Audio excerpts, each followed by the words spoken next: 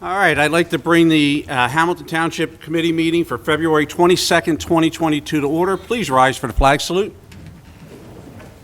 Ms. Hopkins? I pledge allegiance to the flag of the United States of America and to the republic for which it stands, one nation, under God, indivisible, with liberty and justice for all. Adequate notice of this meeting has been provided pursuant to New Jersey Open Public Meetings Law by posting a notice of this meeting on the bulletin board in the municipal building and by faxing notice of the meeting to the Atlantic City Press, Star Ledger, Camden Courier, and Atlantic County Record on January the 7th, 2022. Mr. Cheek? Here. Ms. Hopkins? Here. Mrs. Link? Here. Mr. Patali? Here. Mayor Kane? Here. At this point, I'd like you to join me for a moment of silence for private reflection, please.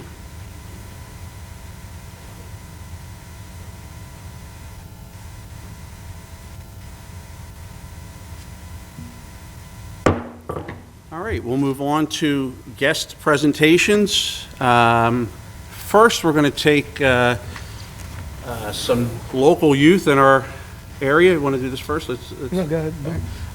And Riley, would you come up? Mom, Dad, the Horsey boys, I see them out here, and I see the other gang. Come on up, That's who please. she is. That's Horsey.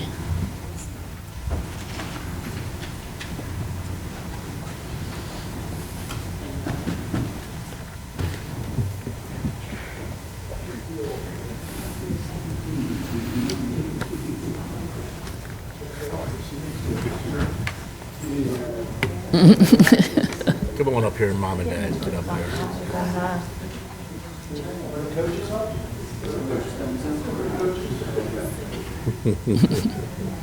I haven't seen her for a while.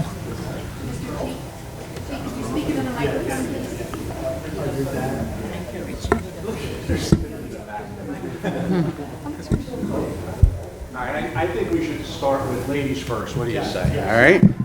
So, and full disclosure, this beautiful young lady happens to be my niece, and the entire family is so proud of her. And it states here, whereas Riley Lerner is a township resident, a sophomore at Cedar Creek High School, and a member of the Cedar Creek girls wrestling team. And whereas during the 2021-2022 wrestling season, Miss Lerner's record was an amazing 33 wins and only 3 losses. She was ranked number 23 out of 25 wrestlers nationally at 117 pounds. You should never tell a woman's weight. 117 pounds by USA Wrestling, Flow Wrestling, and the National Wrestling Hall of Fame and Museum in its February 2022 rankings. And whereas on February 20th, 2022, Riley competed in the New Jersey Girls State Wrestling Championship at Phillipsburg High School in Phillipsburg, New Jersey, winning second place in the state in the 114-pound weight class. Now, therefore, we, the Township Committee of the Township of Hamilton, County of Atlantic, State of New Jersey, on this day, February 22nd, 2022, do hereby recognize Riley Lerner in honor of her remarkable accomplishments. We are proud of her hard work and perseverance, and we wish her success in all of her future endeavors.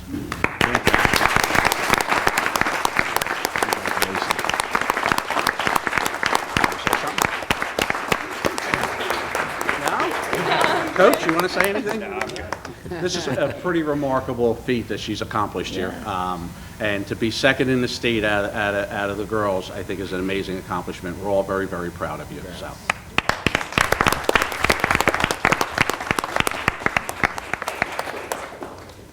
This moment is for me. I am a parent of student athletes through college and all through that, so I know what you guys have gone through, believe me. Whereas during the 2021-22 high school wrestling season, several of our Hamilton Township residents were highly successful in the New Jersey State Interscholastic Association. Whereas February 20, 2022, these students participated in District 32 competition held at Apsagami High School in Napsika, New Jersey. First of all, I'm on the Wall of Fame there, guys. I hope you saw my picture. Out of 9 people from Oakcrest, 6 made it to the semifinals. It was unbelievable. Hunter Horsey placed first, Jordan Hendricks placed first. Hogan Horsey placed second, which 2 years ago he won, right? Ethan Rowley, fourth. Gunnar Egger, fourth. And Francisco Valdez placed fourth. While the coaches, Dylan Hammond and Nate Ross, were the coaches of the year for the head coach and the assistant coach. Therefore, the Committee of Township of Hamilton, Atlantic County, New Jersey, on this day, February 26, do hereby honor Hunter Horsey, Jordan Hendricks, Hogan Horsey, Ethan Rowley, and Gunnar Aguilar, Francisco Valdez, as well as the Coach Hammond and Coach Ross, in honor of their remarkable accomplishments. We are proud of their hard work, preference, and we wish them success in the future. Thank you, guys.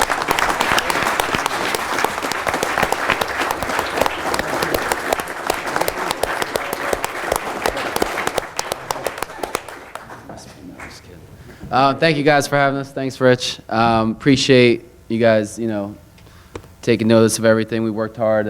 Job's not done. We have regions this weekend at Egg Harbor Township High School, Friday and Saturday. You have to get top 4 there to advance to the state tournament the following weekend in Atlantic City. And then the season is officially over after that. So we came right from practice, showered up, and got here, and still working hard. But we appreciate you guys for acknowledging us, Riley, and everyone up here. So thank you. Appreciate it. And if, real quick, if anybody, any kids, parents, if you have kids that are interested in, getting physical and trying the fun sport out, wrestling, definitely come out. Girl, boys, doesn't matter. And, whether it's Oakcrest, Cedar Creek, just to get out on the mat and learn the sport is really a cool thing. So just pass the word, and again, appreciate it. Thank you, guys.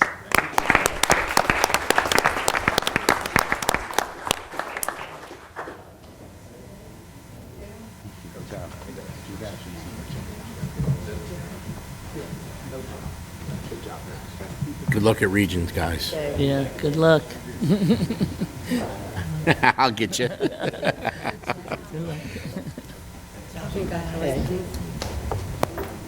Congratulations. No problem. I won 75 from the band, so I'm only down 225. Congratulations. There you go, yep. Do you want to get the mic?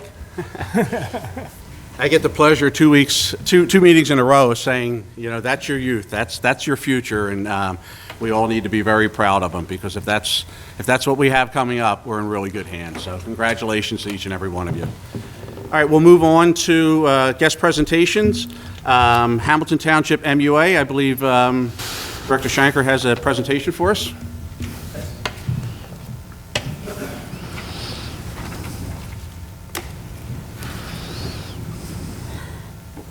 Can you hear me? Lisa, can you hear me? Okay. So I'm really here to talk to Township Committee about an ordinance that needs to be passed, and I'll get to that. I thought I'd take the opportunity to go through this PowerPoint, which was presented by the NJDEP about the lead line services that everybody's hearing so much about in the news and on the radio. It's a hot button topic and has been for quite some time now. So we really just need to go over this briefly and give you guys an idea of what's going on. So back in July of 2021, community water systems must replace their lead lines, which are considered LSLs, within 10 years of that date. This is for us, it's a big deal, but it's not as bad as other places. We have a lot of newer areas in the town, and there are towns that are in a lot, like some of the older, bigger towns like Newark, Trenton, places like that, they have a mountain decline. So this is something new that came out. In our system, it's always been, we own the street, we own up to the curb, and then the owner of the property owns the rest of the piping, okay? This is very important. So because of this legislation that came out, this changed. So the systems are required to replace the entire LSL, main to building inlet, whether it's the property owned or system owned. Okay, so this the property-owned part has fell on us now, all right? I always wondered how, when this was started to be talked about, how they were gonna make people change pipe out in their yard if they didn't want to. So they gave the responsibility to us, so you're not really gonna have a choice. We're gonna do it for you. And again, this applies in cases where the system does not own the entire LSL. So that's where we're at with that. And this is a lot of people, part of the reason I want to talk about this tonight is there's a lot of confusion right now, and we sent some letters out, which has caused more confusion. So I just want to review this briefly. So we started counts of line services back in September of 2021. In January of 2022, we had to put in our line service inventory. So as you can imagine, since we don't own anything on your properties, we don't know what you have in your yard. And probably you don't either. So this is a process that we're starting now.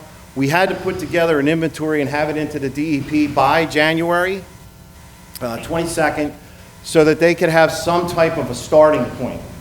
So there are some houses in town that we are considering lead, possibility of lead. That may or may not be true. It's based on what we know. There are some assumptions that are made due to the age of the house, the age of the main. Remember, all this is underground, so it's not like we can just look in there and see what it is. So there's going to have to be some little bit more work on our side.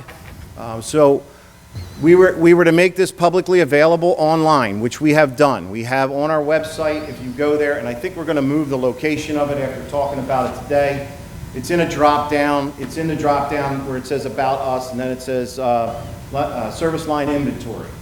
Okay, so if you click on that, you can then click on a map. If you follow it through, there's a link that will take you to a map. You put your address in, and it'll tell you what's your house, what your status is of what we know. Okay, so a lot of this is, when you go on there, you're going to see some of them that say has not been verified by the HTMUA. That's very important, because we're only going by what we can assume is the case, but it has not been verified yet. So that's really our next step. Our next step, and I'll get into that in a minute. So what we just did, and we're getting a lot of response from this, is the written notification of services. So if you have a home that may or may not have a lead line service, if you're put into that high risk area, you got a letter, okay? Please don't panic. It doesn't mean you have it. We've been testing, especially in the downtown area of Mays Landing, where a lot of the older homes are. We've been testing in those areas for years and years and years, and we have not had any lead spikes. So what that means is that though the pipes may be old, we're not seeing any conditions created because of the age of the pipes. So basically, we put a letter out just so everybody understands that the DEP has a lot of control over what's happening right now. The letter that we put out was a template given to us by the DEP. It wasn't our letter. So the way it's written, I wasn't really a fan, but we weren't allowed to alter it in any way. So it's borderline incorrect. So we're kind of fielding a lot of phone calls, a lot of emails, and please do me a favor, Facebook's not the place to discuss this. We're there in the office every day. We'll answer the phones, we'll answer your emails. It's very important that you come to the source and find out what's going on. And I've been able to talk to probably a half a dozen people just today to put them at ease that your situation isn't what you think it is. And that's very important. Unfortunately, the letter doesn't really give you an easy feeling, and I can imagine if it came to my house, I would feel the same way. So we went ahead and did this. We also notified landlords and residents, both in where people are renters or leasers. So then by July 22nd, 2022, we have to send them an updated inventory. What does that mean? So very soon we're going to start a survey. We're probably going to put it online, and we're probably going to mail it to you. The survey is going to ask you very simply some questions about what you know about your system. All right, so basically, what kind of pipe do you have coming in here? Has your pipe ever been changed out?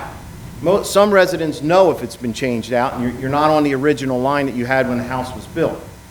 What is that material? So the more information we can get from you, the more accurate this can become. We will also come out to your house and help you figure it out.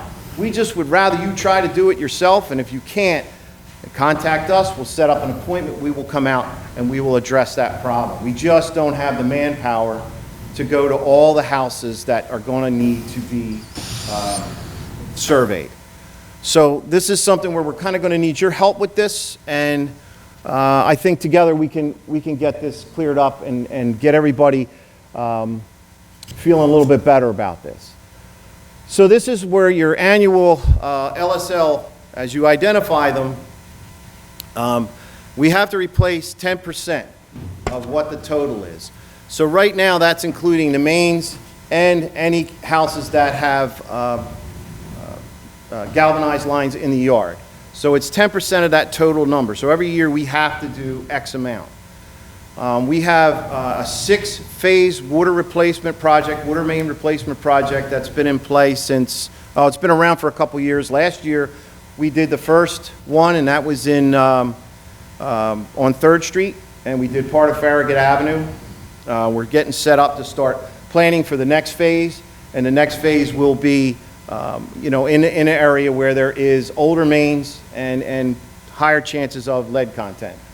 So this is a conversation that we're going to have with Public Works and Public Works liaisons to try and piggyback on some roads that may need to be refurbished. So if we go in and we do our water line, and the township can come in behind us and refurbish those streets. Let's see. So that pretty much is, and again, we have 10 years to do this. So in our case, we have plenty of time. The one question I can't answer right now is if you call me, I can't tell you when yours is going to be changed out. Not at this point.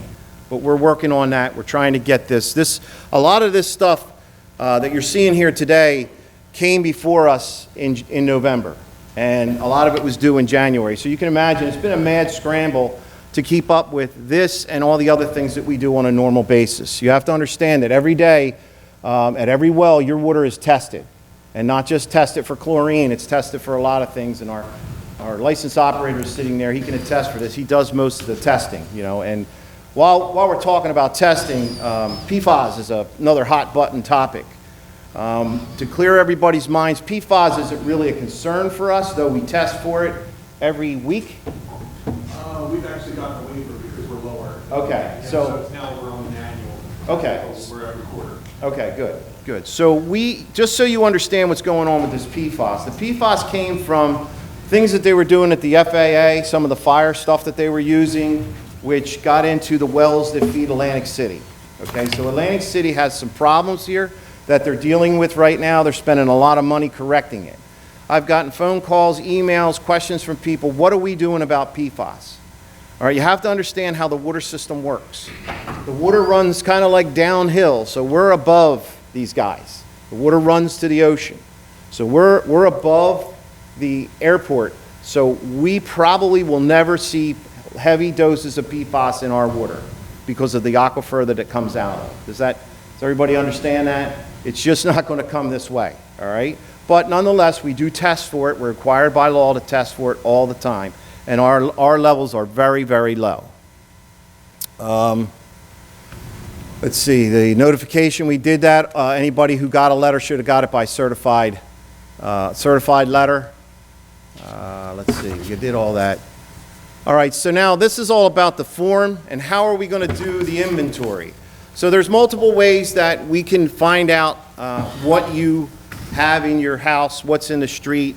So we're really going to stay with the community survey.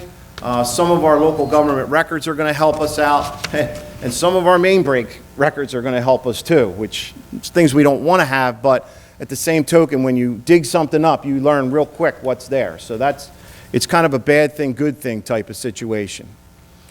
Let's see, none of this is really, again, this was a PowerPoint, so they tend to repeat themselves a little bit, and I don't want to get into this. This is really talking about the financing for the LR removal, and they went over that in another webinar. I wasn't going to go over that tonight because it's just too long, and it just talks about money that's available. It doesn't talk about how much money we're going to get.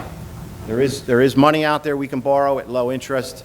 And there's also some, hopefully, we're going to get some principal forgiveness with that, and maybe even some grant money, but we'll see. It's very early. They're just really getting to the point where they're telling us what we have to do. They're not going to tell us how they're going to help us. Let's see. This is another thing that's going to be in the future, if they're not already doing it, the sellers of any home is going to have to disclose whether they have a lead service line or not. So this is important for you to know if you ever try and sell your house and you have this problem and it hasn't been addressed yet, they're going to want to know. And it's kind of like some of the other things that real estate, when you sell your home, you have to have it kind of, they do like an x-ray of your yard to see whether you got any tanks buried or anything like that. They're not taking your word anymore. They're going out there and they're finding out. Okay, so here's another thing. Customer requests of lead and copper tap sampling. We will do this for you. If you got a letter and you are concerned about your situation, the letter's very vague and it does say, yeah, you have lead, and it's really not. In most cases it's not, but that's the way it's worded. We put the word possibly have lead in front of it, but if you're worried and you're concerned about it, call us up. Make an appointment, we will test your water for you to ease your mind, okay? Of all the testing we've done, we have come up with very, very minute amounts of any kind of lead content. And when we have, it's usually, we traced it back to possibly some, if you have an older home and you have really old fixtures and you think they're really nice because they're old, well, some of them really old fixtures, they have lead in them. So as they get older, it starts to break down and then it starts coming out of your faucet. Now, if you're not using that faucet to drink water from, it's really not that big of a deal. But if you are, or cooking or something of that nature, it could be a bad situation for you. So we will contact you. We will set up a test. We'll come out. We'll get the sample from you, and we'll give you instructions on how to do it and where to do it. It's very, very important. You just can't take it from any sink in the house. We have specific instructions. Okay, so that's available to anybody, really. But for right now, we're trying to stick to anybody that got a letter. But if you're concerned about your water, please don't hesitate. That's why we're there. Let's see. This is another revolving fund. This is them patting themselves on the back about money. So this is more for the people on Township Committee. All this in here is stuff that you can go to, stakeholder meetings. Basically, stakeholder meetings is how they got to this. So they allowed some MUAs and some environmental and water groups to be part of the process of deciding what were the rules going to be. So this is all this information. These are all websites you can go to find out anything you want to know about what's going on here, from the bills that we're talking about to anything that has to do with this situation here. Anybody wants this, feel free to call my office and we will give you a copy of it. Or if you just want that, we'll give you a copy of it. It's not, listen, first of all, this isn't a secret. We're here to try and help the situation that we're in, and now the government is actually getting behind us. Okay? So, let me see, where did I miss it? Which one is it? Service line.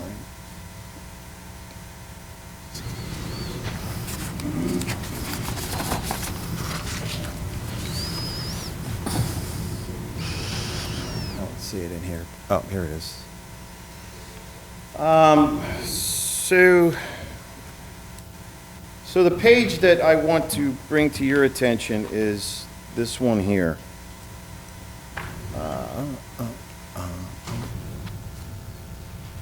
Right here. Municipal ordinance to enter properties to perform LSLR. And this was effective January 2020.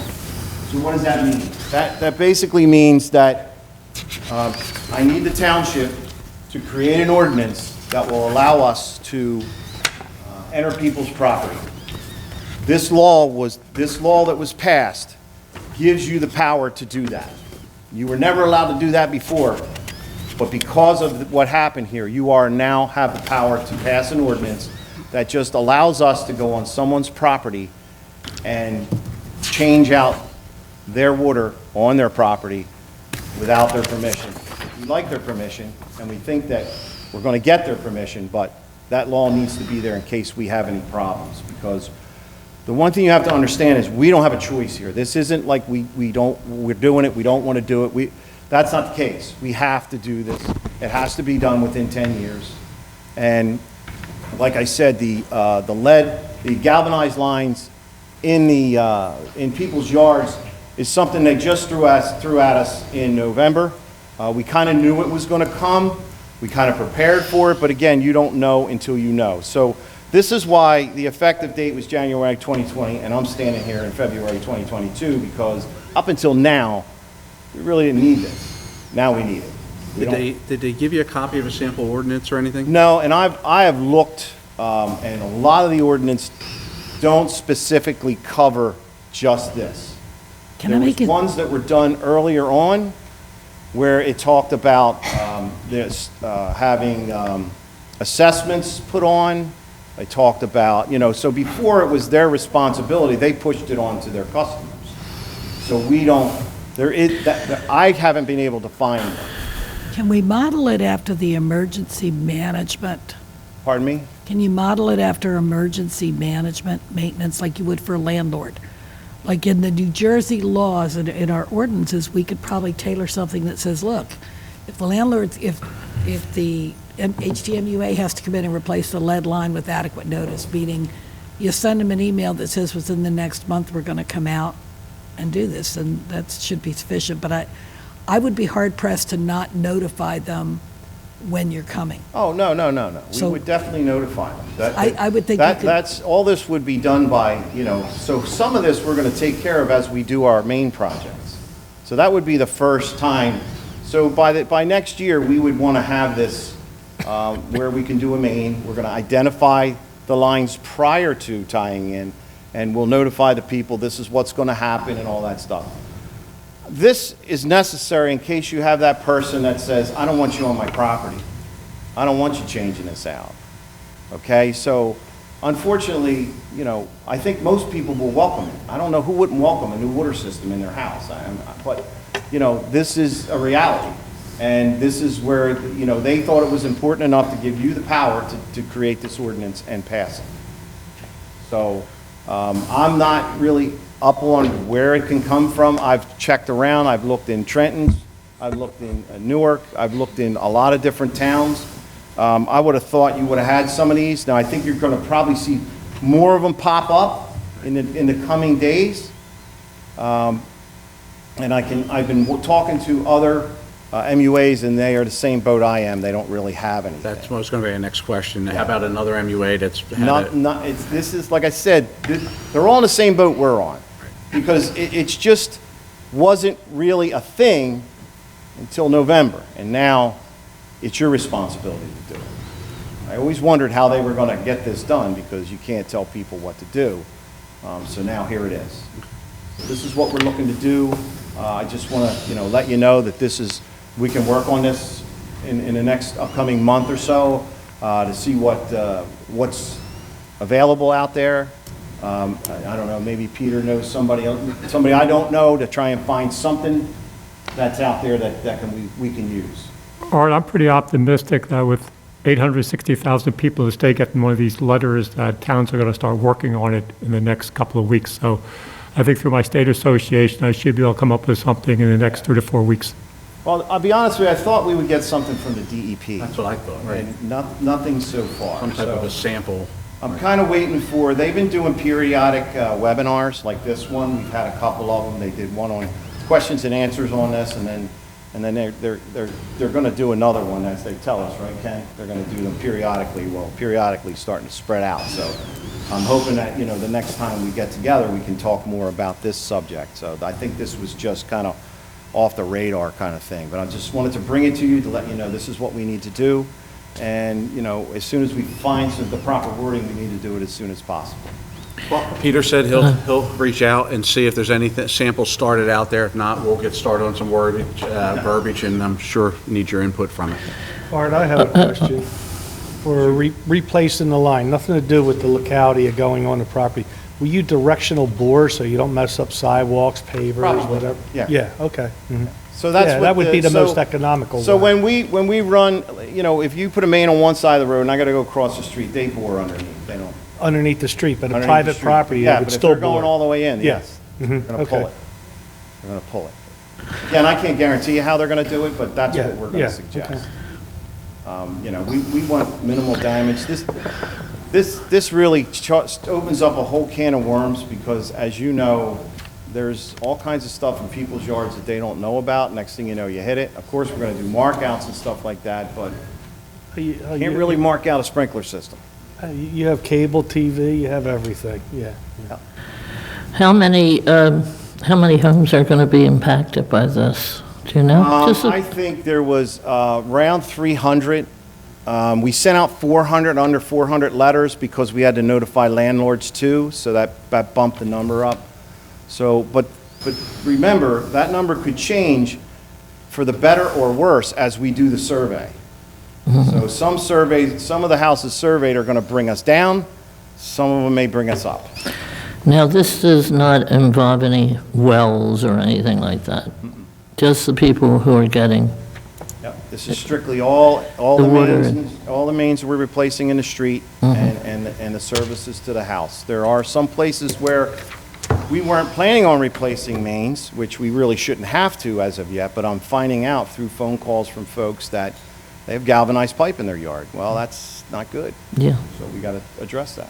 How are we set for working with the commercial folks? Pardon me?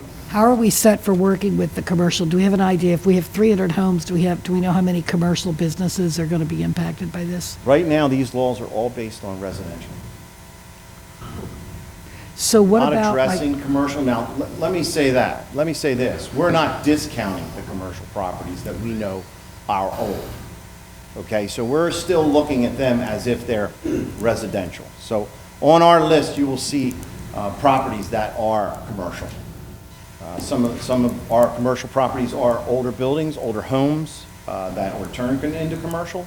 So you can't just say, okay, that's commercial property, we're not going to deal with that. We're not doing that. We're not trying to do this half-assed. We're trying to get the lead out of our system 100%. Now, do you think that the monies from the MUA will be impacted by this project? Yeah, it's definitely going to be impacted, especially the galvanized lines that just snuck up on us. I mean, we don't really know how much that's going to be. But, you know, we were on course to do this 6-phase water main replacement project. So that's already one phase in. Some of the phases are bigger, some of them are smaller. So, you know, like this year, we spent over $1 million on 3rd Street. Well, excuse me, that was last year. This year, we're spending $1 million plus on well 8. We're refurbishing well 8. We do a well every so many years to make sure that it's up to snuff and it's up to code. And, you know, there's always changing technology that we want to stay up with. And then, you know, the following year, the next year, we will be back into the water main projects again. And again, like I said, we'll discuss with Township Committee. Look, bottom line is, we can't match up on a street, then that's fine, it's no big deal, we're gonna do what we gotta do anyway, but it would be very nice if we could piggyback on this project like we did on 3rd Street, and I think that's gonna work out real nice when you guys are complete that in the spring. Good. It's going to piggyback with the 3rd. Okay. Would, That'll be good. Peter, would PSE&G or South Jersey Gas have an ordinance? Because I'm sure they've got to get on property. No, they don't have it. Once it's installed, they don't have access to your See, property. The difference is, Carl, they own everything. Electric, gas, they own everything. So they don't need an ordinance We to go don't on somebody's own- property. They own it, they can go Yes. in there whenever they want. We don't own what's in their yard. Right, right, I That's understand. the difference. You follow? Because that's really, like, I thought the same thing. Well, the gas company does it, why can't we? Well, Yeah. we are not the gas When company. you get the mark out, they'll go right up your driveway, whatever, and identify your gas line, your cable line, your phone line. Yep. Any more questions? Any other questions, committee? No, Comments? All right, thank you. All right, thank you. Hope you didn't bore you too much, but, you know, water is our life. All right, we'll move on to additions and deletion of late agenda items to be considered for action tonight. First, guest presentations, number 3, Janet Nichols' email to Township Committee. 7A, business registration, Destiny Home Care, 13 Bel Air Court. And deletions, number 2 of guest presentation, ordinance to require homeowners and businesses to connect to water and sewer system when available. I'll entertain a motion. So moved. Second. Motion second. All in favor signify by saying aye. Aye. Aye. Opposed? Ayes have it. All right, Mr. Patali? Well, I don't know if this is a guest presentation, but we got that email from Janet Nichols about the MUA. Pull that out.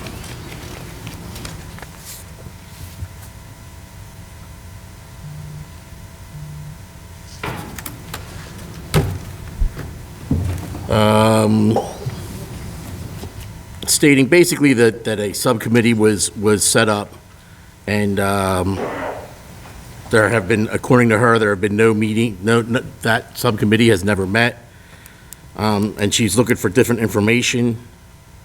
Well,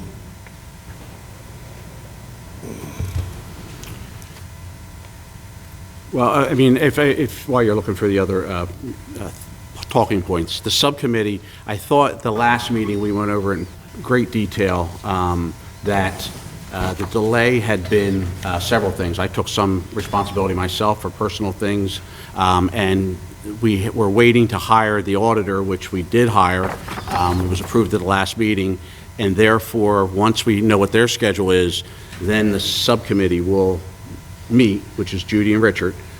They will meet and have her be part of that. But we were waiting to get the action taken last meeting and to find out what their schedule is, which we should know that.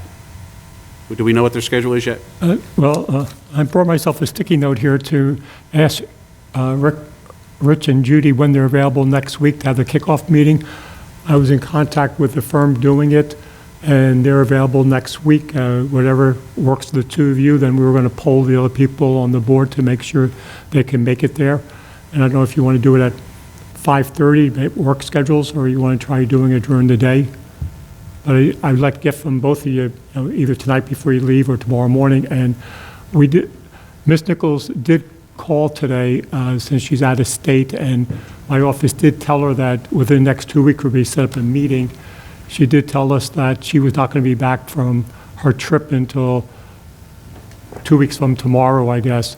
So she suggested that somebody else from the MUA could attend in her place to the first meeting. Thank you, Peter. And so the subcommittee is, who's the subcommittee now? Well, when we originally discussed it, it was 2 members of Township Committee, which would be Richard and Judy, 1 member from the MUA, which they designated Janet Nichols, and we had mentioned 3 businesses in town that were ratepayers, and one of them, I believe, is conflicted out. So we'll be looking for a third to put in that position. So Mike Colazzo, I know, was 1. Former Mayor Silva. Okay. And Bobby Laws was conflicted out. So we got to find somebody else. Right. Okay. Okay, so over here. And that's really it. I mean, I got this, and I just wanted to bring this up, and see where we are. She had a lot of questions, so it sounds like everything's hunky-dory, I guess, if you want to say that, and we'll just go on from here. Now, she did say that she didn't have a copy of the. Well, she quoted the report. I did send a copy to Art, and I assume Art distributed it because she quoted it. But if she needs a copy, obviously, all she has to do is reach out to Peter or anyone that needs a copy. I will make sure that before the meeting is scheduled, that everybody who's appointed via their email address will get a copy of the RFP and the submittal, so they're familiar with it. Okay, very good. Thank you. Yep. All right, are any other questions, comments? If not, we'll move on to early public comment on agenda items, excluding items listed for public hearings. Peter, do we have anyone signed up, or? Yes, sir. All right, that makes it a lot easier, huh? We'll move on to A, Park Road Pedestrian Cycle Safety. Ms. Hopkins? Thank you, Mayor Kane.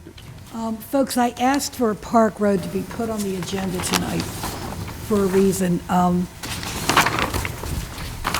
Talking into the microphone there. Thank you, Mayor. Thank you, Richie. When we were working the 3rd Street construction and we were looking at the sidewalks, so we were putting it on 3rd Street, which Congratulations to Carl and his team. It was a great feat. But imagine my surprise as I'm looking up 3rd Street at the 2 sidewalks, because we're going to put them down both sides of 3rd Street. And I turn around and I look at Park Road.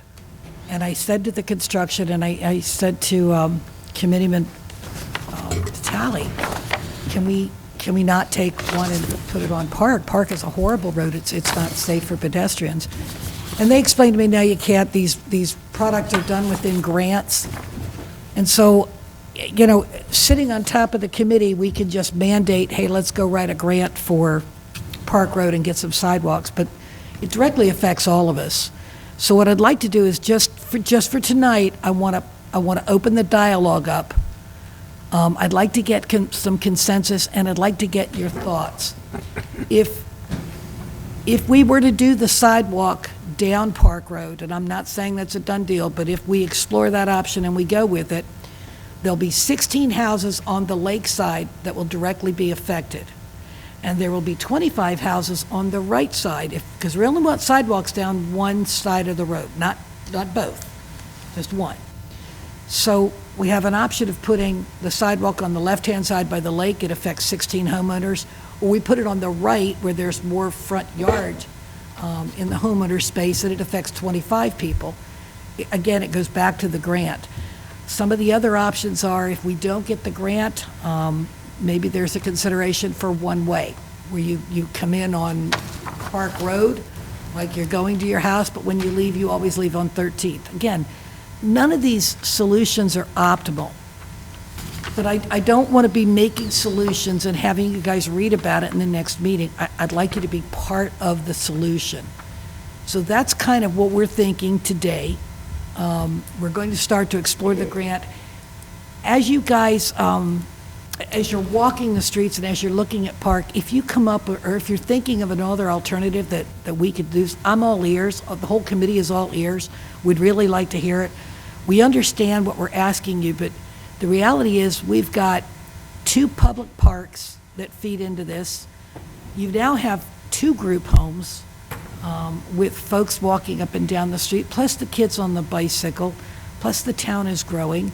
It's not going to get better, it's going to get worse. When I looked at the one-way traffic, I thought if it goes that route, it'll be quieter on Park Road because all the traffic is flowing through, so it's a little quieter. And maybe we could take one side of the road and mark it for bicycle and pedestrian, and then you actually can leisurely ride your bike. I mean, there's a lot of options. It's going to fall to the homeowners, and I'm just asking you to bear with us as we explore those options. But I am all ears if anybody has one. Committee? Questions, comments? This was addressed in 2004 with a pedestrian plan update, and they cited numerous places where sidewalks would be desirable. They're very numerous, and it's going to, let's say, it certainly is needed, but what is it going to cost? Is it all going to be through grants? We did have sidewalks put in on Park Road years ago, and those sidewalks led to a terrible drainage problem. And every time it would rain on Tunney and Park, you'd have 12 inches of rain gathering. It would be like a little flood. And it took quite a bit of engineering to figure out how we could acerbate that flood to a point where they have a bubbler line going up 13th and dumping the water into Dry Run.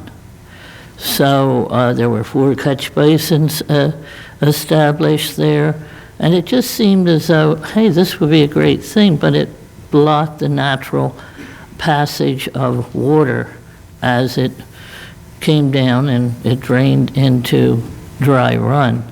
So there's a lot of engineering that has to be done. you know, it is a costly thing. It's a much-needed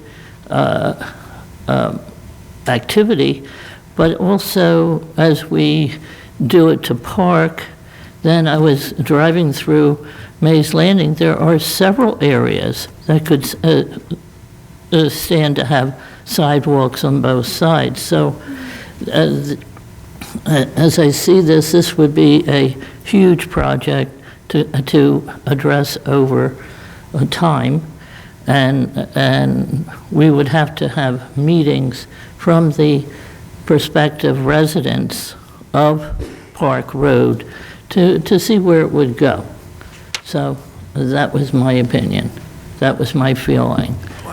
Sitting here and listening, I believe that, I think what you're saying is true, and I think that Ms. Hopkins had said that she really does want input, and I'm looking at it, I'm going, if there's 41 homes potentially impacted, maybe get with the tax assessor, we can get an invite letter out to those homeowners and invite them to a roundtable, like we used to do the strategic planning meetings, and see what options there are to mitigate the safety concerns on Park Road.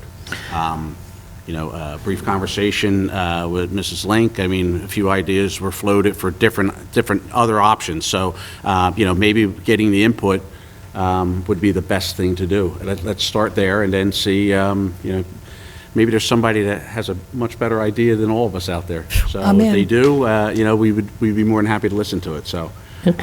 I don't think that, are you looking for any action to be taken, Ms. Hopkins? You wanted to get the information out there? I think we need to, I want to direct Public Works and their EDA folks to start looking at grants. I agree with you that there's a lot of streets out there that need sidewalks, but there is no known street that I know of in Hamilton Township that has all of the open parks and the group homes. I mean, there is so much foot traffic on that road. Peter, can you hit the mouse there off to the one side? There's a photograph I took. There's two center documents in there. Try either one of those. Nope. It looks like a tree. All right, so I'd taken the liberty of taking a photograph. I just got out of my car and took a photograph. I'm hoping that's it. There you go.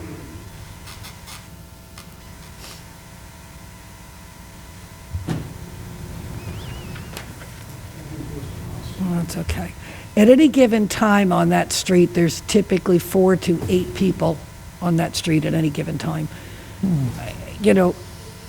I'd like to pursue the grant, and I'd like to get going with it and start talking to the neighbors and get an option. Do you want it down the right side? Do you want it down the left side? If there's any other options, but I want to move on the grant.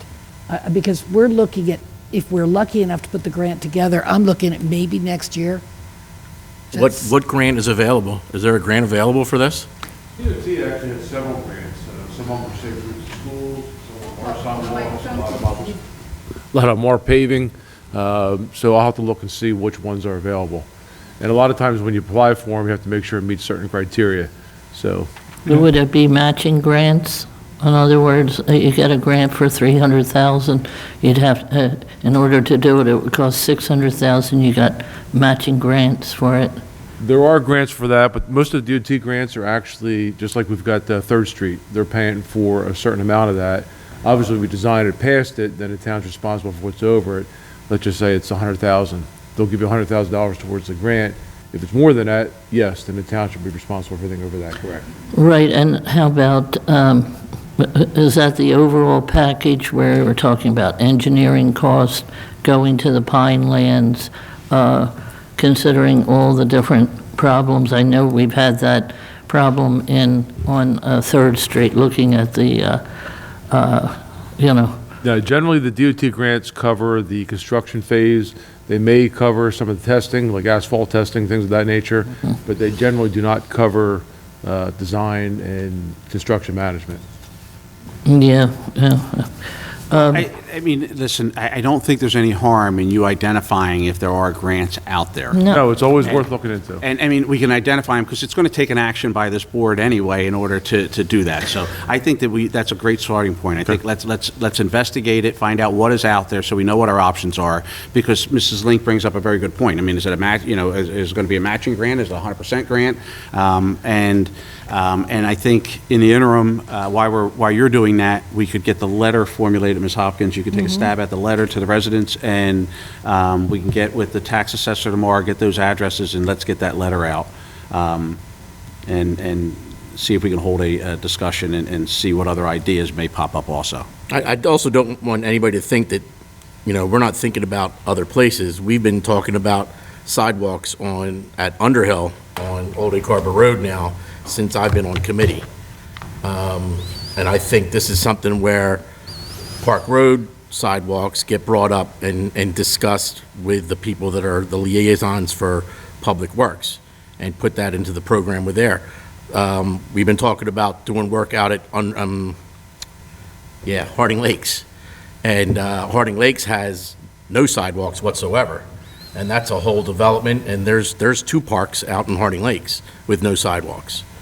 So, I mean, there are other places that don't have sidewalks that probably need sidewalks.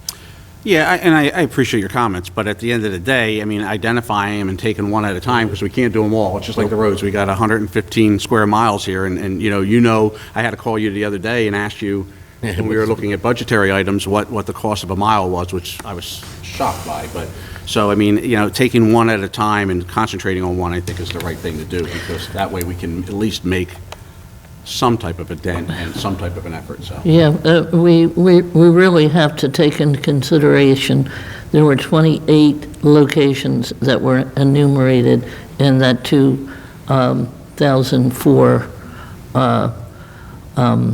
report.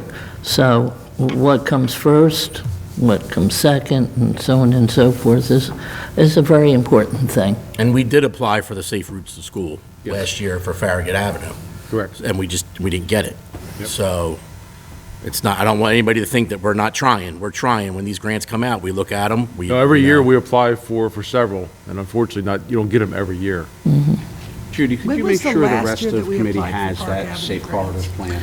Yeah. Park Avenue, you just maybe I'm not aware. give Rita a copy or Peter a copy so it can be emailed to all of us, so Yeah.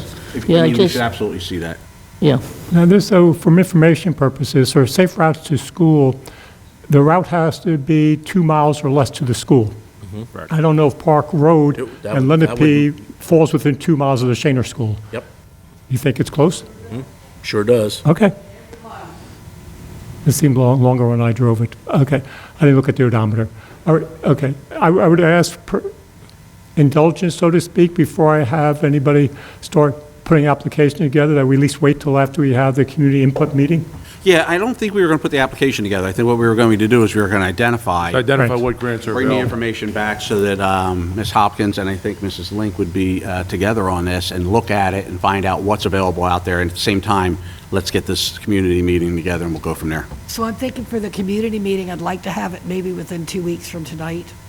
So be looking for an email or a letter to go out probably at the end of this week, and we'll be shooting for 2 weeks. Yeah, we have to communicate as to availability of you and I to be there. Okay. If the two ladies can give me some dates and times that work for you, either tonight or tomorrow morning, then we can put a letter together and get it out by Thursday. And this room, we'll find out what dates is available coming up, not used by Industrial Commission, MUA, Planning Board, Zoning Board. Maybe I should do that. I'll give you the dates the room is available, then you can pick what date's available. I like that, thank you. I'd appreciate that. And just to be clear, this is not going to be a township meeting. It's going to be a meeting with the liaisons and the residents, correct? Right? Yes. That's what we're doing, correct? Only 2 members of Township Committee will be in attendance. What if I'm a resident in that neighborhood? You're still a Township Committee person once you walk into the public meeting. But Even you're if- not even if you wear a directly in disguise, Park- Carl. Park Road, are you? Carl's not disguising himself. All right. Any other questions or comments on this subject? If not, we'll move on.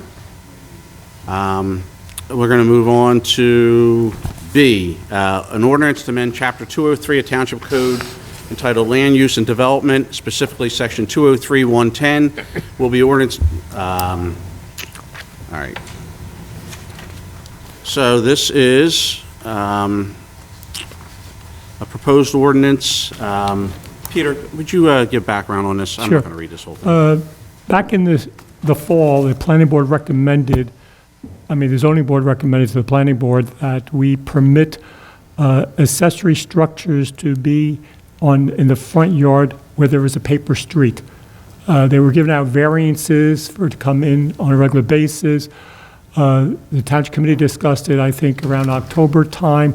There was some concerns over who was signing off on it, so it went back to the planning board. So the ordinance you have before you now clarifies it, and it provides for the zoning officer, township engineer, and/or administrator shall have to sign off on administrative review. The assumption is that between those three parties, they should have a handle on what may be in the pipeline or what the master plan says, long-term development. Because one thing that the Township Committee expressed concern about is if you let somebody put a 200-square-foot shed in their backyard, which may end up on a front street, that means that sometime in the future, 5-10 years down the road, if the road gets built, that somebody across the street is now looking at a 200-square-foot shed, 5 feet or 10 feet, whatever accessory structure is, off the front property line now.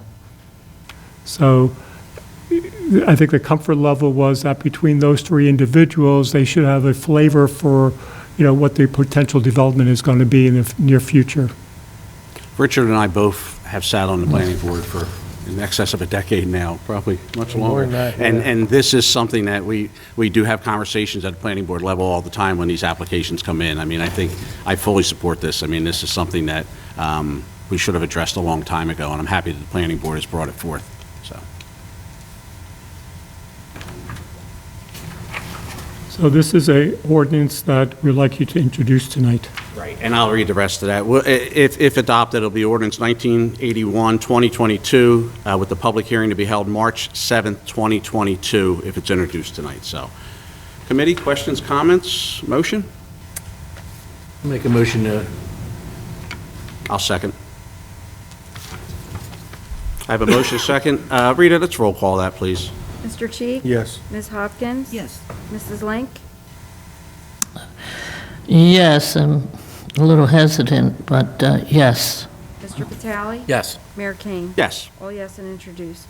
All right, C was removed, so we'll move on, correct? Well, we're requesting it be removed. There's a few things that we have to reconcile with the redevelopment plan and redevelopment attorney, and contracts are being drawn up to sell property in the industrial park and the consistency of this ordinance.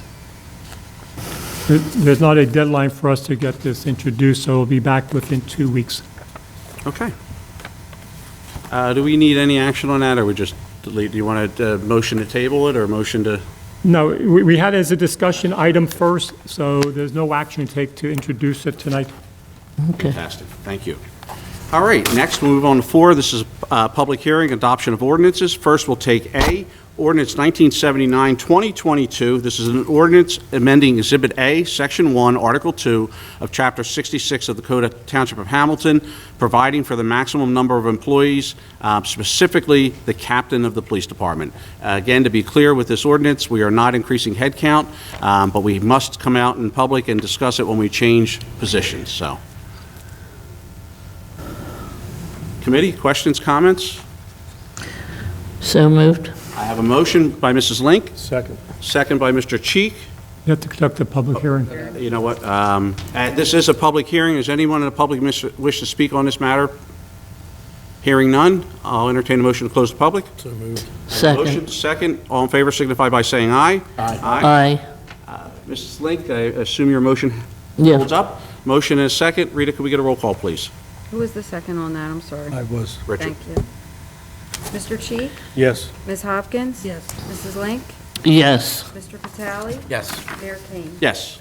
All yes and all yes and adopted. We'll move on to B, ordinance 1980, 2022. This is an ordinance to amend Chapter 167 of the Township Code of Township of Hamilton titled Fees to establish miscellaneous fees. Peter? At the last meeting, I explained to you that we didn't really have fees established for this. There was escrow money provided. I had the town clerk go through the amount of money she collected and what we expended, and we did compare ourselves with some other municipalities. So the recommendation was a street vacation application fee was $500. A land sale fee is $425. This is a public hearing. Is there anyone in the public that wishes to speak on this matter? Hearing none, I'll entertain a motion to close the public portion. So moved. Motion? Second. Second. All in favor signify by saying aye. Aye. Opposed? All right. Committee, questions, comments? I'll entertain a motion. Motion? I have a motion by Mr. Cheek, Second? second by Mrs. Link. Rita, can we get a roll call, please? Mr. Cheek? Yes. Ms. Hopkins? Yes. Mrs. Link? Yes. Mr. Vitale? Yes. Mayor Kane? Yes. All yes and adopted. All right, we'll move on to, we have no introduction. We have no award of bids or contracts, so we'll move on to 7, which is the consent agenda. We have A through I. We don't have anything added to that, right? Nothing added or deleted on there?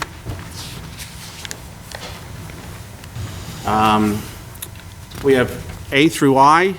Committee, questions, comments, or a motion, please?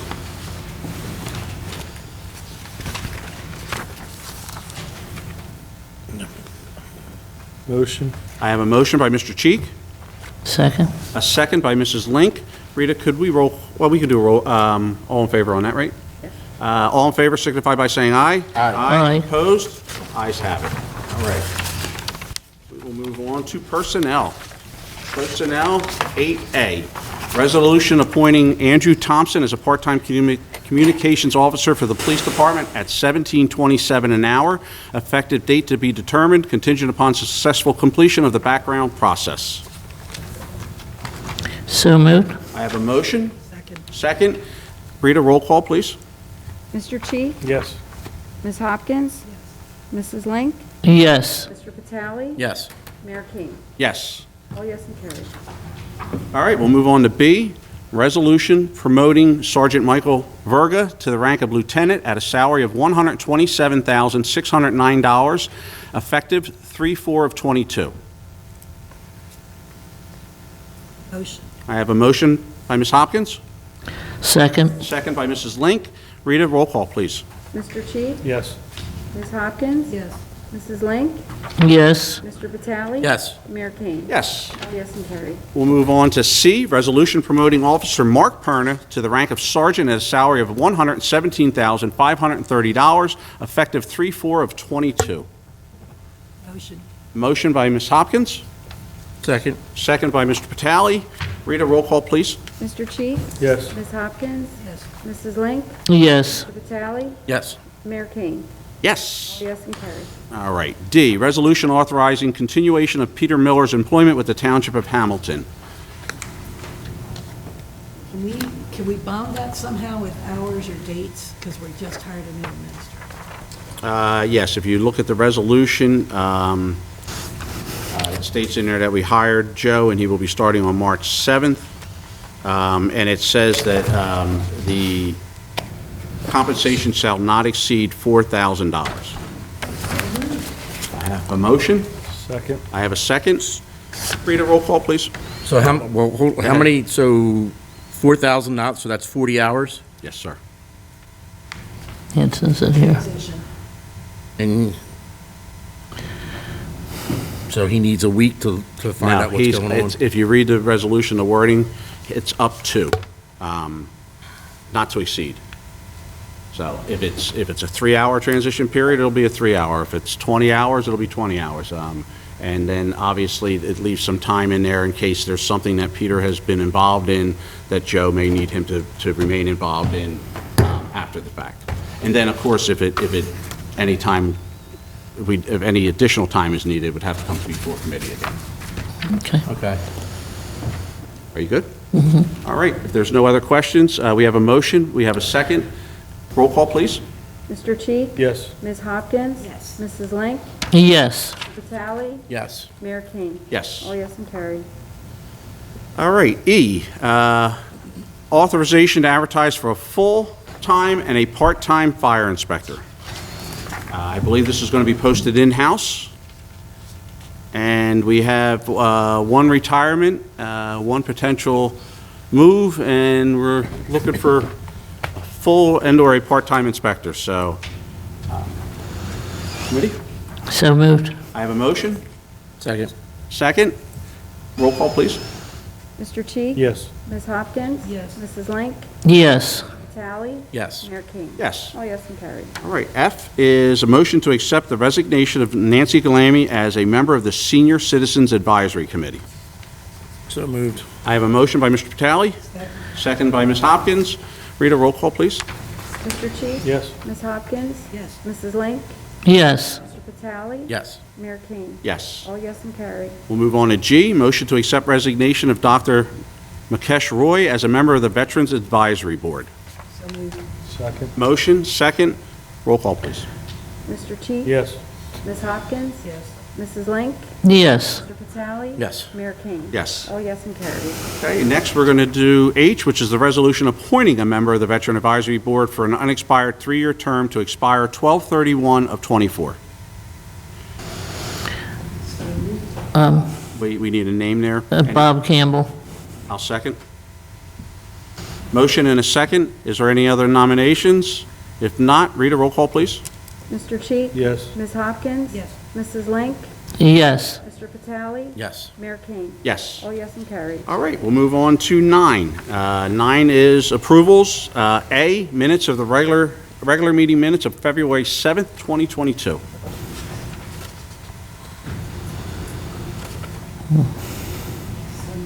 I have a motion by Ms. Hopkins. Yeah, but she read the meeting, she just told motion. You were here the whole time. I was on the phone the whole time. Yeah. Second. Yes. Have a motion. What was out? Was he on the phone? That's C. That's C. We're going to get that, yeah. Ms. Hopkins motioned. She was here by phone, but she has read the minutes, and she's stating that she has. So we have a motion by Ms. Hopkins. Do I have a second? Regular meeting minutes of February 7th, 2022. I'll second. Thank you. Rita, roll call, please. We don't need it on regular, right? All in favor signify by saying aye. Aye. Aye.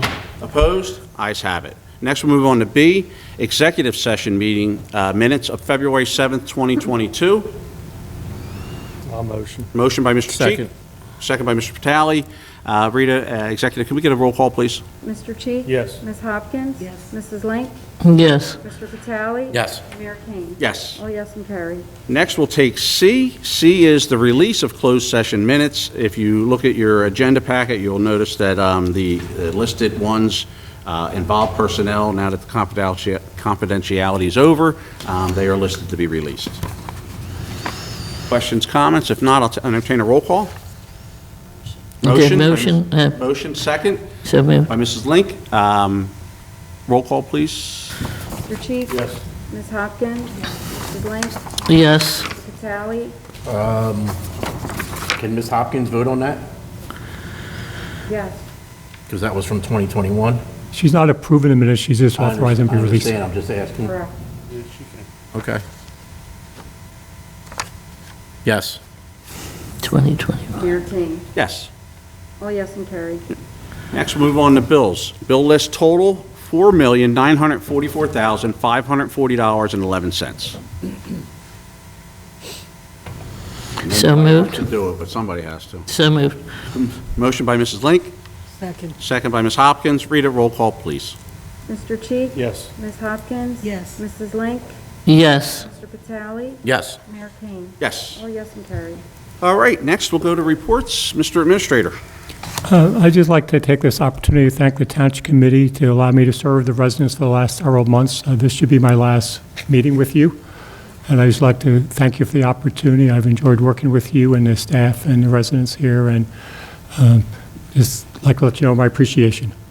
Peter, it's been an absolute pleasure. We thank you for coming on board. We thank you for your expertise. You're going to be sorely missed, and I'm glad that we had this time to spend together. You've taught me a lot, and I appreciate that.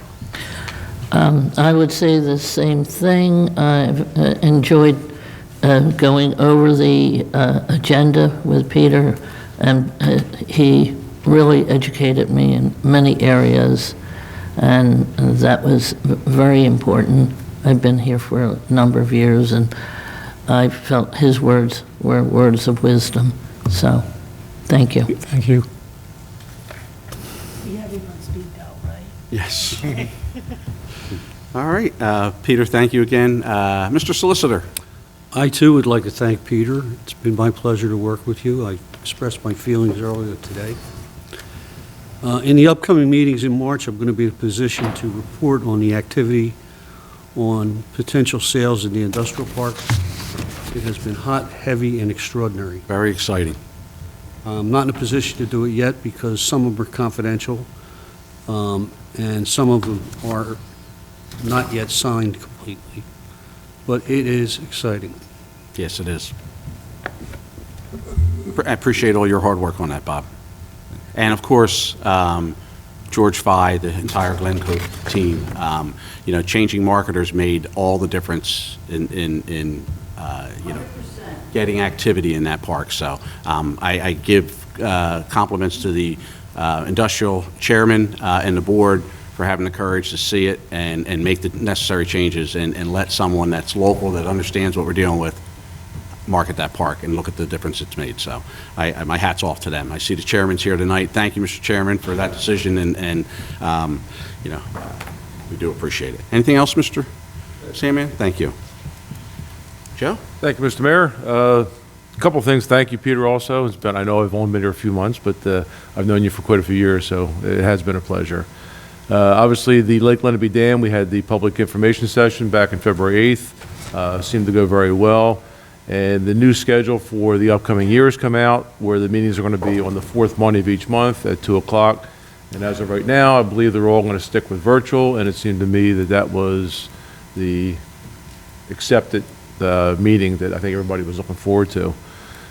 Speaking of grants, the next one for New York Avenue, after the bridge was done, that was one of the ones we had recommended, that when we do apply for grants, we do that for the road reconstruction to replace both sides of the bridge. And of course, the Atlantic Avenue Grant Award, we did get a $338,000 grant from DOT for that. I think you have my proposal for that, so we can get started on that, fairly shortly as well. And then, of course, thirdly is the 3rd Street construction, which again is a DOT grant. Construction should start probably next week sometime. We had the pre-construction meeting last Thursday. It actually went very well. We had members of the school board that were there, and we kind of worked out a schedule so that not interrupt the school buses. Because as we know, 3rd Street is dead end there. I think he said he had about, was it 13 or 19 buses and 100 parents. So the last thing we want to do is to have that kind of affect anything. So we spoke to the contractor. He actually had a pretty good idea. He'll work basically from Lenape all the way down to Farragut, and that won't interrupt the buses as far as pickup and drop off. They may have to reroute to get to that point, but at least they can get there. School, I think, was ended on June 24th, pending any more snow, which God forbid. So then he can come in and then finish that last block after school is out. And I think that seemed to work well. I mean, there's obviously, it's construction, there's going to be some disruption, but the pickup and drop off of students, I think, is going to be a big plus to not have that construction during that time. And that is it. My only concern with that was that because we were delaying the schedule to accommodate the school schedule so the kids wouldn't be jeopardized in pickup, is there going, because he was talking about there would be an additional cost for that, and that's why I was going to push the whole schedule out. Yeah, within our contract, because the time frame goes out, and Carl understands this, there is an asphalt and a fuel price adjustment. It's actually already built into the contract, so we actually do have some control over that. And he would be okay to receive that, but it's actually more dependent on when we took the bids, which I believe was November that we took bids. So regardless, it'll be 9 months by the time we're done, so he might be entitled to a little bit of that. But it really wasn't substantial enough to worry about not accommodating the school. Thank you. Is Yep. there any mobilization and demobilization charges there, or is he No, because most of his work, by the time he gets down to that point, he can still do the drainage work, the inlets, all that stuff. The rest of it will be concrete, curb, sidewalk, and asphalt, which, in that case, there's not a whole lot to So mobilize. he's not hitting you with demobilization or back to mobilization or anything? Not at this point, no. Okay. And I probably would not expect that. No, I wouldn't expect it either. Okay. Yeah, it's not as though he's got to worry about bringing pipe crews down or have a staging area for pipe. That's not an issue at that point. Atlantic Avenue. I know last year I hooked Steve up with WSP about the bike path. Have you had any conversations with them about I'll possibly have to doing? look into, I have not myself, maybe Steve has, but I could follow up with that and make Because sure. I know the bike path will continue through there at some point, and then when they get up to forest fire and stuff like that, they won't be able to stay I don't think they'll be able to stay in the rail bed. They might have to come out along the street. And I was trying to think down the road a little bit and maybe work that into it somehow. And also, same thing with New York Avenue. I don't know if there's any way we could possibly look at that, but it would be nice to have some type of a bike lane from those developments on New York Avenue, right up to the bike path that's right down the street. We can definitely look into both of Let's make it those. safe for them to get on their bikes and get over to the bike path. Yeah, because neither one of them have been designed yet. As a matter of fact, Atlantic Avenue or New York Avenue, we haven't even got the grant money yet, so Just there's still plenty of putting that time. in your ear. But Atlantic Avenue definitely, we haven't even started any design yet, so yes, we can definitely. But look. I know Steve talked too, I can't remember who it was with WSP, but he did, there was a couple of emails that went back and forth. I'll follow up with that and Okay. make sure. Thank you, Joe. Yep, Anything else, Joe? that's it, Mr. Mayor. All right, thank you. All right, we'll move on to Township Committee. Mrs. Link. Yes, I wanted to mention that I did attend the meeting with regards to Third Street, and the work that has been done on that has been quite extensive. And I just wanted to make sure that the people that are impacted by this development be notified in a timely fashion, and it does say that in the minutes. And it's very important because when we did have Park Road done, there were a lot of people that asked me, well, when's this going to happen? When's that? But they didn't seem to get the proper notification. So Joe has assured me that this will be the case. That is correct. Okay, that's it. Anything else, Mrs. Link? No, that's all. Thank you. Mr. Vitale? A couple of things. I did talk to Mike, the president at the Mays Landing Merchants Association, and it was a real quick conversation, didn't really get involved with it too much, but he did say that they are on track to have,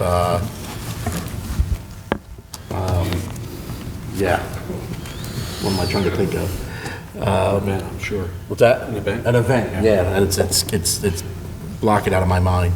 Hometown? Hometown celebration, thank you. You're welcome. Want to help me a little bit more? Yeah, help me out a little bit. Hometown celebration.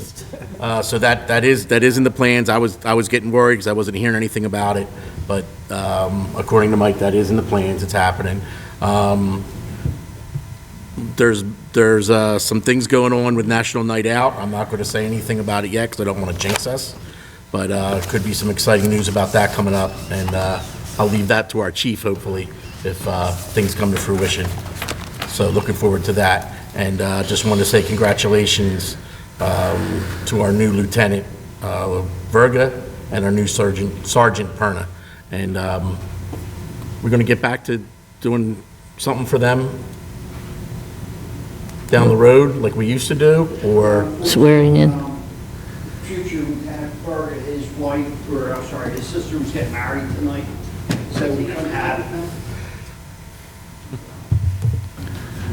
Unfortunately, we couldn't have it tonight due to a wedding.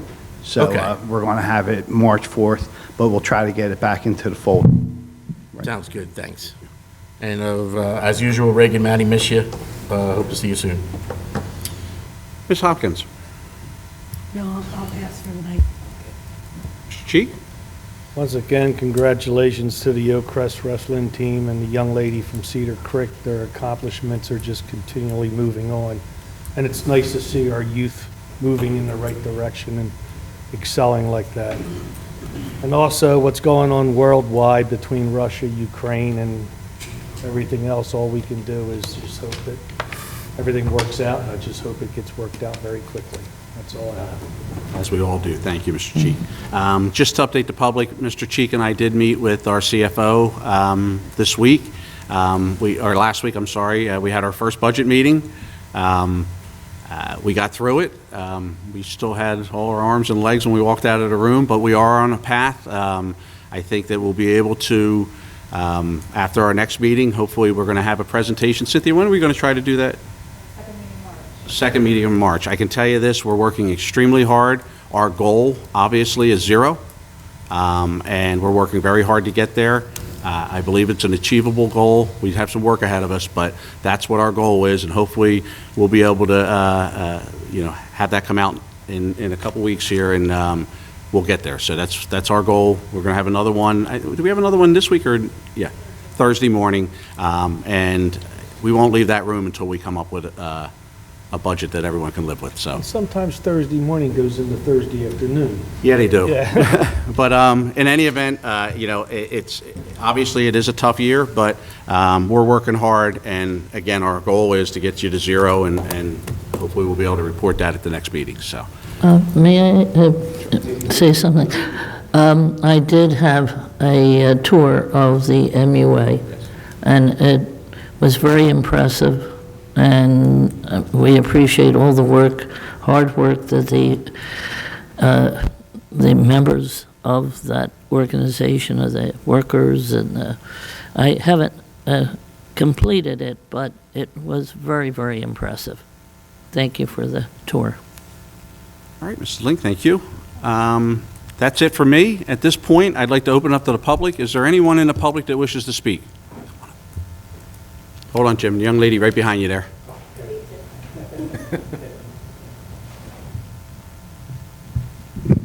Good evening, Mayor and Council. Thank you very much for allowing me to speak. Sure. My name is Sandy Hickerson. I've emailed you several times. I'm hoping that you had time to receive those emails.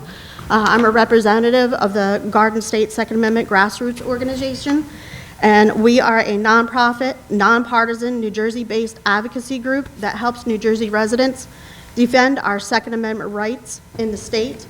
Our objective is to turn each county into a grassroots hub to defend our rights, to keep and bear arms.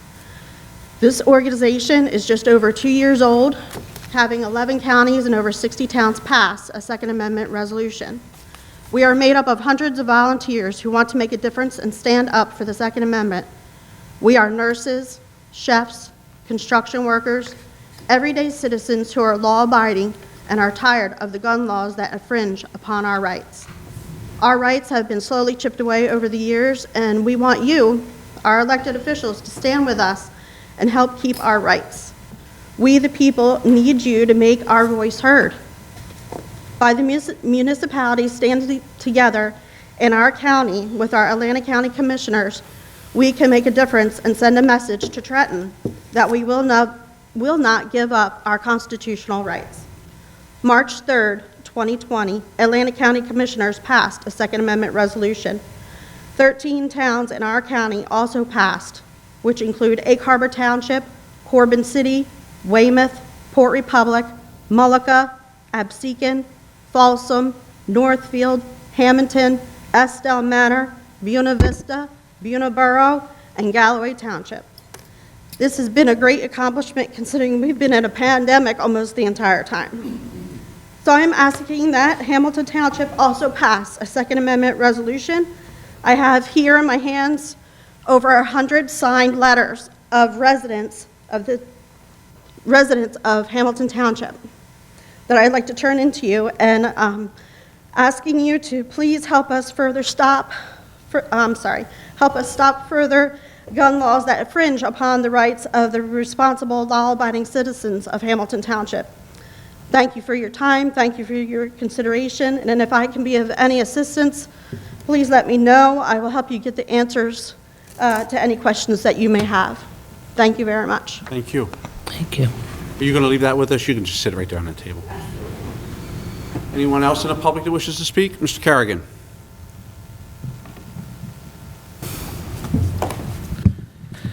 I'm not happy getting down to 0. I would like to drop below 0. Jim, I appreciate that, and so would I. So I'll see if we can do that, all right? Okay. And as for the debt, what's that now, 12 or 11? We're under 12. I think we're 11 and change, Jim. Okay, will this 1.3 wipe out the debt? All 11 million? No. No. No. Unfortunately, listen, we're in a great fiscal shape from a township, from our debt load, obviously, and we're going to continue to try to retire debt. This year may be a little more difficult than, like we said, we have some ties to this American Recovery Act money that we're going to use. But, our goal and the mission on this committee for the last 10-plus years has been stable tax rate, lower debt. And that's what we intend to try to do, the same exact thing. And a smaller government, too.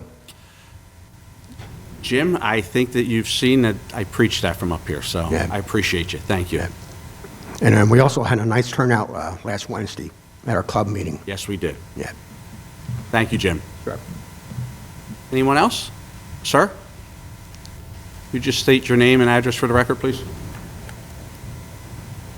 Good evening, everyone. My name's Adam Hood. I'm a resident of Egg Harbor Township.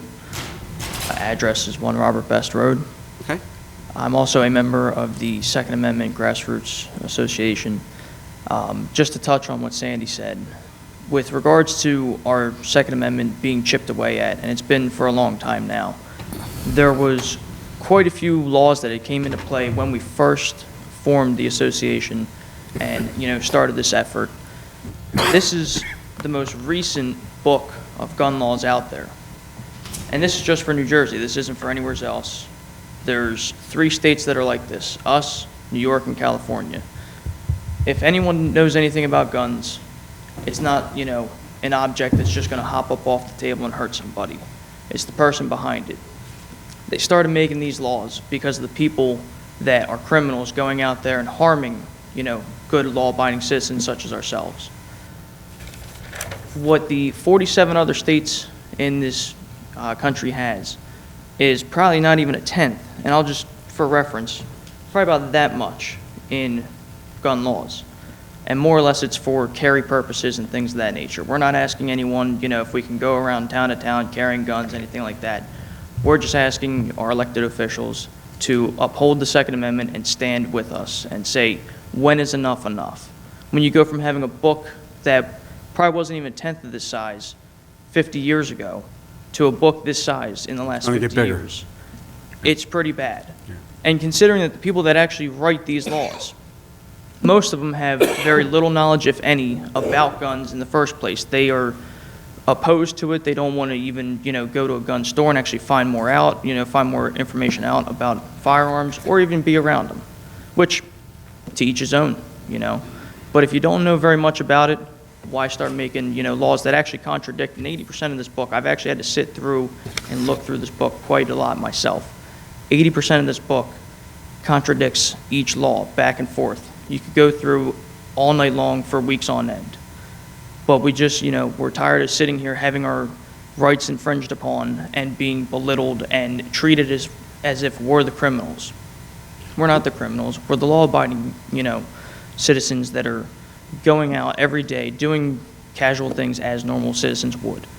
But when you got to be in fear in your own home, and me being a future business owner to take over my family's company, for us to be robbed blind probably at least 20 times in the matter of 10 years, it's unreal. You just can't even imagine what else may be going on in the world, and you can't even defend yourself like 47 other states. Now, like I said, we're not asking to be able to carry guns, anything like that, but our rights will be slowly chipped away more and more each day until there is nothing left. And we're shortly, a small amount of time away from that. I should have asked you this question, but I'm a Second Amendment guy, so but what are you hoping to accomplish by getting all these resolutions and support resolutions? What message are you trying to send? I can't speak for the association as a whole, I can only speak for myself. What I hope to see happen is, the laws that are contradicting one another, and that keep chipping away your fundamental rights of owning a gun or being able to even go to the range and enjoy the time with it. Just like anyone would say, go, play chess or go to pool or whatever the case may be. It's like you can't even own a gun anymore in this state. It's become such a hassle to even be able to go to the gun store, go and buy one. First you get taxed, in the sense of you got to apply for a firearms ID card, that's $5, and each permit is $2 additionally, and you're only allowed 3 permits. So say if someone, came into some money or whatever the case may be, they won the lottery, they can only buy, 3 firearms, and it expires in a 90-day period. Most of the time, nobody can just, go to the store, pick out what they want immediately like they have it right on the back of their head. But at the same time, you're sitting here, telling someone, oh, well, you only have 90 days to buy it. Well, what if someone doesn't have the money? What if they have to set aside the funds and do that? Well, then you got to keep coming back and bothering elected officials as yourself, like, say, the police department, and say, I need an extension on this. And you only get 1 extension. So it's at this point, you're just sitting here going back and forth saying, when is enough enough? I can't sit here and say for everybody, everybody likes guns, or not everybody likes guns. Everybody that likes guns will tell you, we'd like to enjoy our freedom a little bit more. Not saying we want to go out and carry, even though that'd be nice, just like 47 other states, but to be able to go to the range and not be hassled by people, not be, heckled at all day long. It's become like a heated debate over things. You can't just enjoy yourself anymore. I appreciate the work you do. Thank you. Thank you. Sir?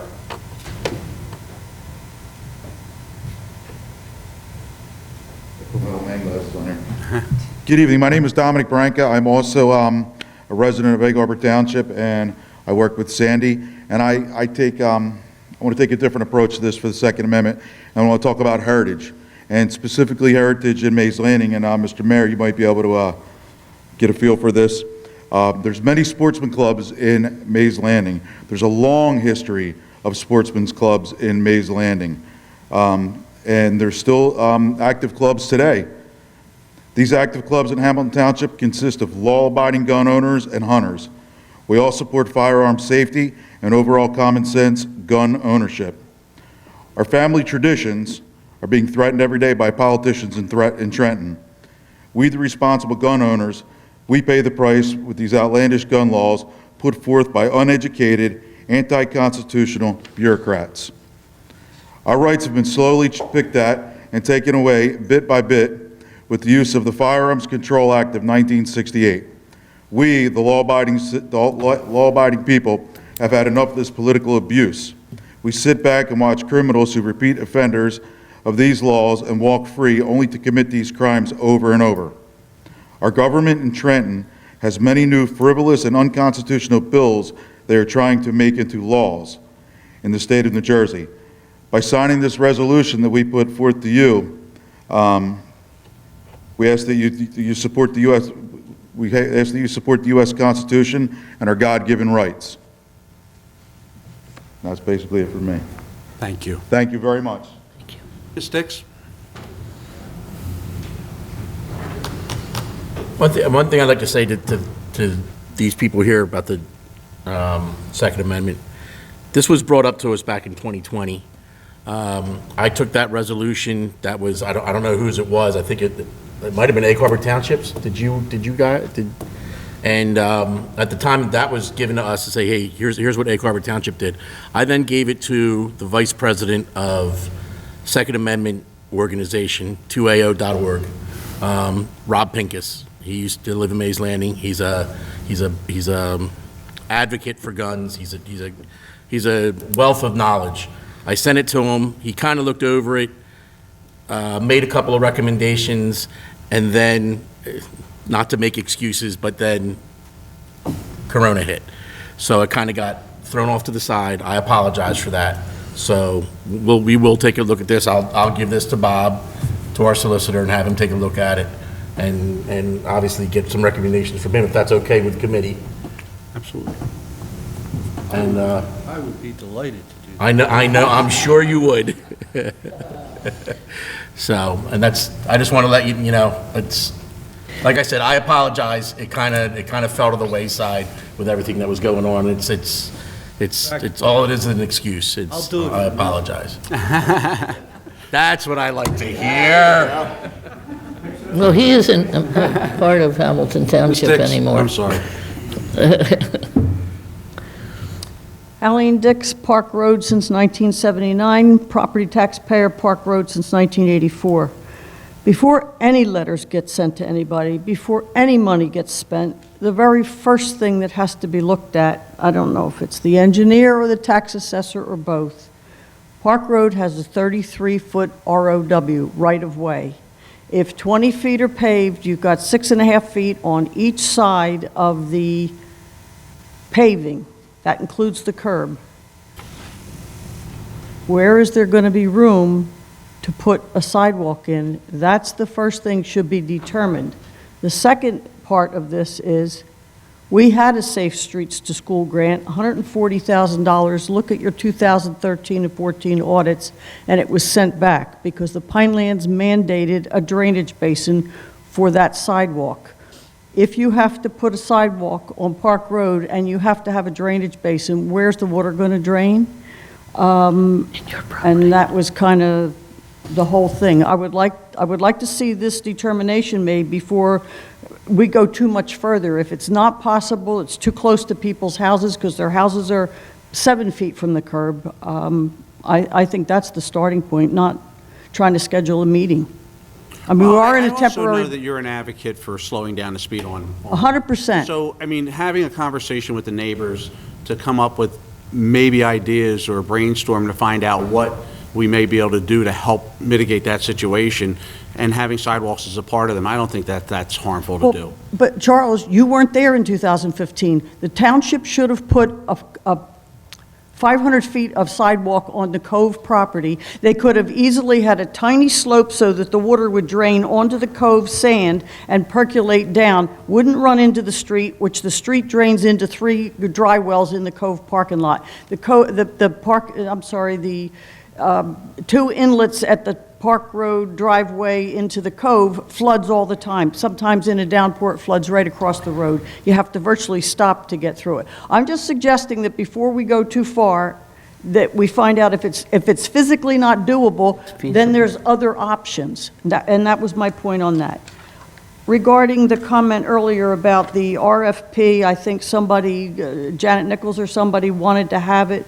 I was just wondering, when the accountants are going to evaluate the work that's being done by Public Works, maintaining water and sewer infrastructure, et cetera, would the accountants be taking the tour like Judy did? I wasn't there. I don't know where she exactly went, but will these accountants go and look at the valve exercising machine that sucks the sand out of the valves in the street so that they can turn the valves on and off on the water mains? Will they go to a sewer pump station and watch or participate in the pulling of pumps and sending the pumps out for repair? How hands-on are these accountants going to be in evaluating what's the work that the operations department actually does out in the street day in and day out? That's my question.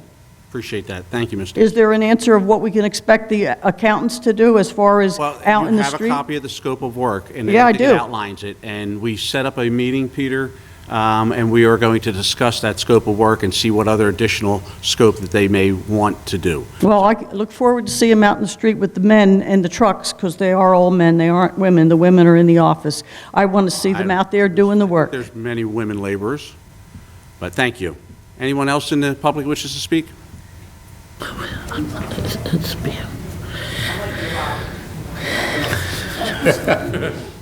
Good evening. My name is Richard Motor, 6340 Beach Lane, Mesa Landing. I'm not a member of the Second Amendment Association, but I understand what they're after. I was listening to the news tonight, and the Philadelphia police picked up a suspect that is involved in the homicides of 2 people in the last week. And the mayor of Philadelphia says we got to get guns off the street. People say you're going to wear a mask or you're going to lose your livelihood. You as government officials have a tremendous responsibility to the public. And now it seems that anybody that decides to make a proclamation or decree just comes out and puts all these limitations on people. I believe what the Second Amendment people want you to do is consider their rights, not over other people's rights. But they call it gun control for one reason.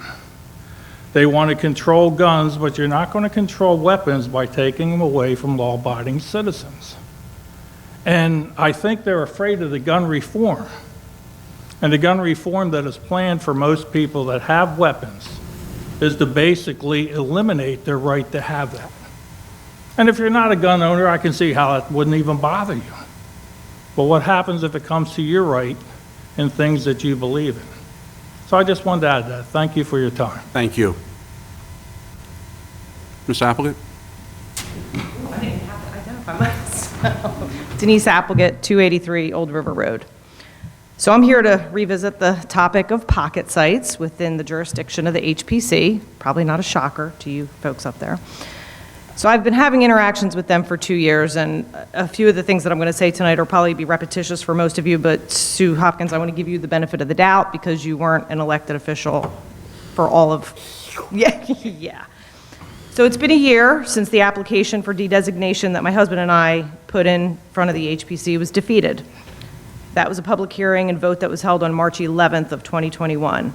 After that vote, that same night, during that same meeting, under new business, Dr. MacArthur said that the planning board had requested that the HPC evaluate the pocket sites to see which ones should remain. HPC expressed that they were not prepared to do that, and that neither the HPC nor the planning board members have the expertise to complete this. These are some quotes from their minutes. HPC at that point agreed, under new business general discussion, that they would use the results of the Phase 3 of the historic survey to complete that request from the planning board. So I know a lot has happened since then. I understand that we now have the ordinance passed for appeal process, so on and so forth. But does that negate the comment that they made that they would use Phase 3 to reevaluate pocket sites? So that's my first question. And I don't expect you to necessarily have answers to all these questions, but I'm trying to bring this conversation back to the forefront because I think there's still a lot of ambiguity and loose ends that we need to get clarification on. So the first grant application for Phase 3 was denied due to being incomplete.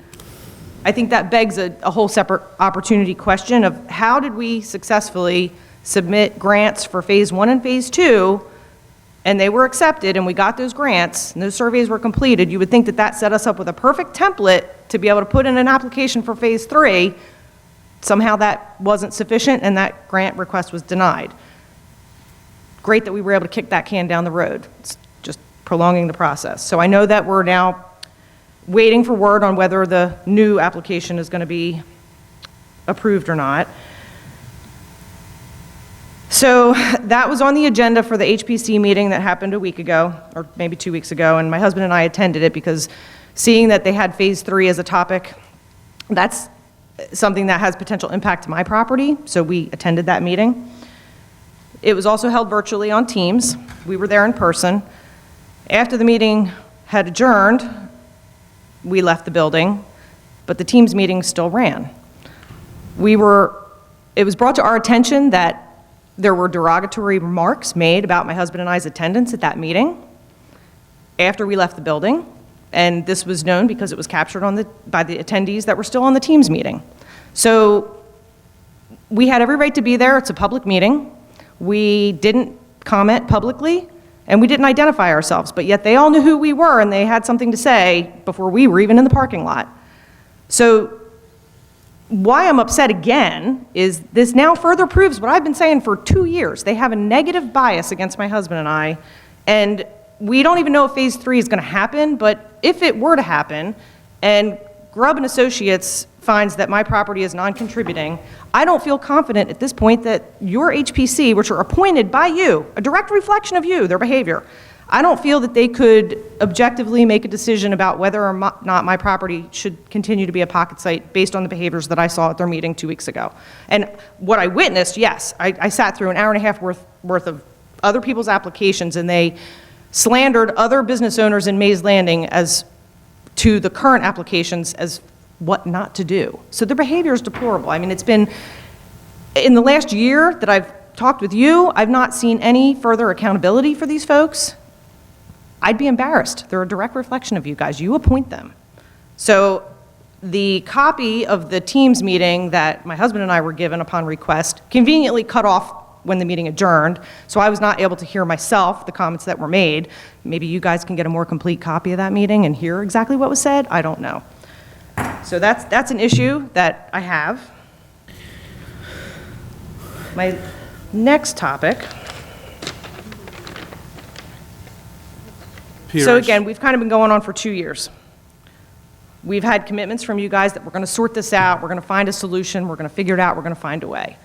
So we know that we've had an ordinance passed that allows us to have an appeal process to the planning board. Thank you for that. It was quickly followed up by another ordinance that will now implement fees, putting further burden on the residents and business owners to appeal. At the meeting where the ordinance was passed to implement the fees, Solicitor Sandman stated, this is a quote from the minutes, "The Pinelands Commission asked for an extension for review of the ordinance so that if the underlying ordinance has not been approved by the Pinelands, it is therefore not effective. Committee can adopt it, but it is unenforceable until Pinelands certifies it." Where are we at with that? That was September. It's February. Can I appeal? Can I go in front of the planning board? I'm still in limbo. I need answers on this. That's a great question. I saw Peter writing. Peter, I'm going to find out tomorrow if the Pinelands approved it yet. The Pinelands does move pretty slow. We sent them an ordinance in early August, and we just got their results about 10 days ago. So we will check tomorrow to find out what the status is for you. Aaron, do you have anything you want to add? Pinelands has not approved it yet. I believe you have to go to the microphone. Aaron, you can come right here.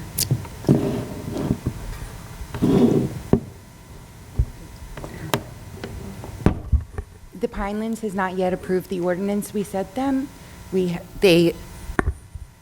And the Historical Society has to approve it as well. We have had ongoing meetings with them, and I believe our next meeting is in 2 weeks. So just for clarification, it's the Historic Preservation Commission, not the Historical Society. I know you're new in your role, but No, it's the New Jersey State Historic Office. Yes. has to approve the ordinance. Yes. Well, Along that's with the new Pinelands. news. It's new to me, too. So let me back up a step, and again, Sue, I'm trying to give you the benefit of the doubt. I've 2 years worth of working and research and notes and working with the New Jersey State Historic Preservation Office.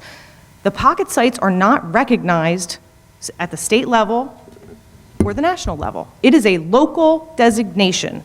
It was a local designation that was implemented in 1996 when Township Committee arbitrarily shrunk the district to match what was listed at the state and national level. At that time, they picked out points of interest and marked them as pocket sites. It is a local designation. So I'm getting really impatient with, we got to wait for Pinelands, we got to wait for the state, we got all these ordinances. It is a local designation that you guys can undo just like it was done in 1996.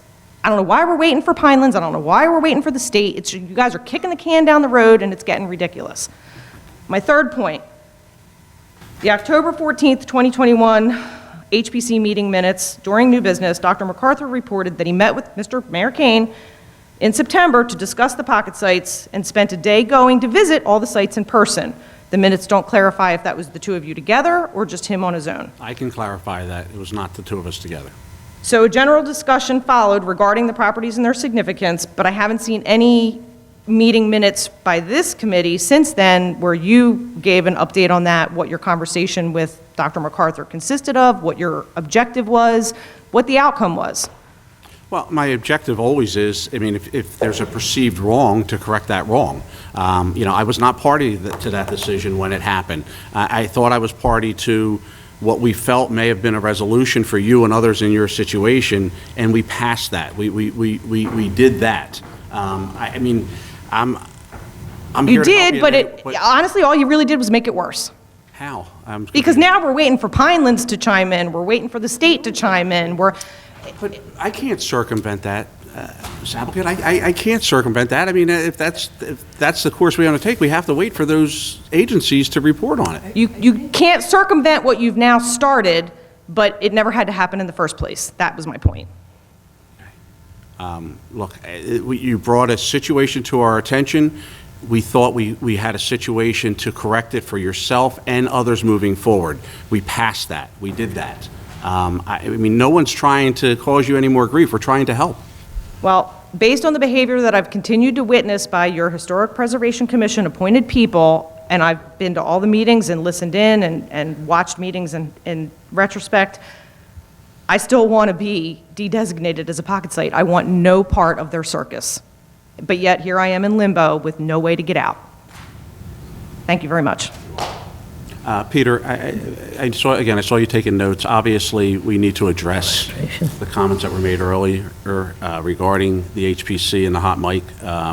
We could do that after the fact if you would look into that tomorrow. No, I can tell you what happened. Once a meeting is adjourned, the public record is closed. It physically takes Lisa Margot Longo to walk from operating it to the Teams thing anywhere from 5 to 15 seconds, regardless of whatever meeting that is. Comments that you folks have among yourselves after we adjourn the meeting gets picked up on the Teams, and whatever somebody may have said to somebody after that meeting about anything is not part of the public record, it's a private conversation.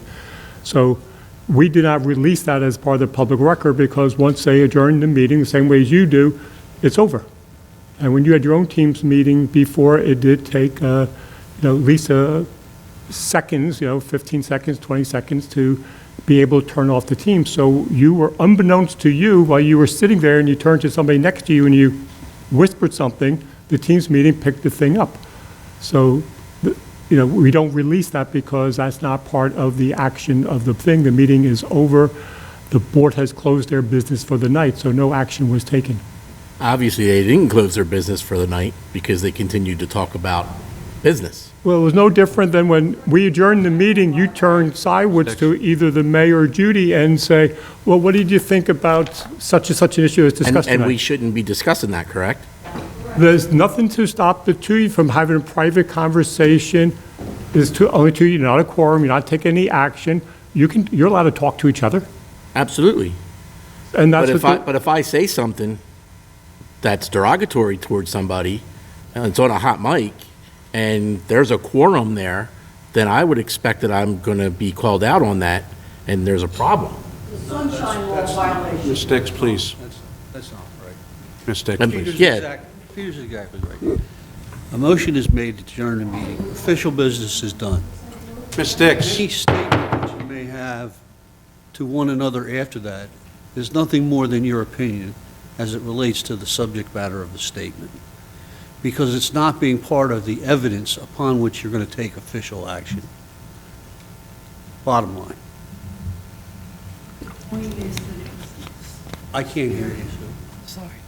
I think her point is, and maybe I'm wrong, but we have a subordinate group that had a meeting, and after the meeting was ended, there was negative or connotated. Well, that's wrong. And that do we as committee address that to that subordinate group? I think we do, but I don't know what the protocol is. I can't evaluate that. I don't know what was said. I don't know who said it. I don't know the context in which it was said.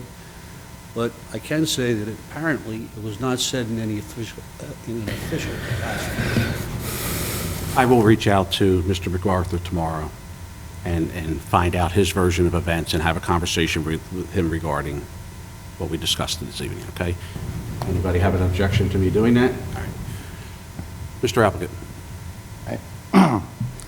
I think, I know you three in the middle, Mr. Cheek, Mayor King, Carl Patel. You guys have sat on planning board a long time.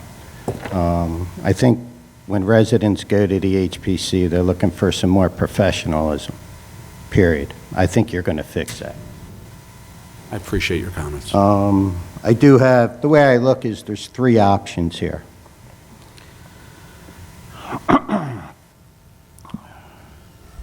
You can let, those ordinances were made by the township, arbitrarily stated by your most distinguished HPC member. They picked them out of the air arbitrarily.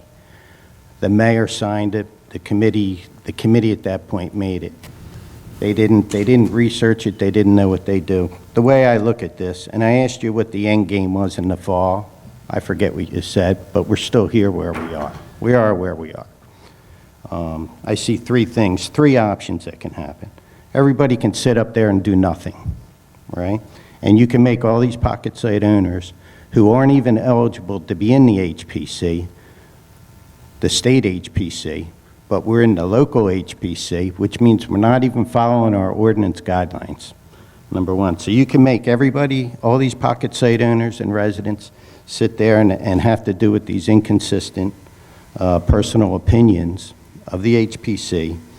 And for all the township's competence over the last 10 years that I went in there 10 times and asked if I was in HPC, and they said no, and I have permits to prove it. The second thing that can happen is, of course, all the pocket site owners can individually go to court, because right now that's where we are until this ordinance passed. And then when this ordinance does pass, great, I got to pay for every one of your professionals, your engineers, your attorneys, because you're going to put me under an escrow account, unlimited. That's what it is. No, that's not accurate. We set a fee schedule particularly for appeals. $250 and a $250 deposit, I believe. I don't have the benefit of having that in front of me, John, I apologize, but I It's thought it was very nominal. There was a commercial one and then a residential. I have no problem paying $250, $500 flat fee. However, it was brought up by Deputy Mayor Patel that night that this is an unlimited escrow account. Your business administrator said yes, no further discussion, you guys passed it. That's where it is unless those meeting minutes are wrong. The third option is you five can fix this problem. You know that these residents don't meet it. You personally have said it in meetings before, that look at the road, and I know how you feel about Clarkstown Road, that road right there, or the home right there on the corner. It's about as contemporary as you get. My house has been through all kinds of renovations. Doesn't look historical. It's not historical.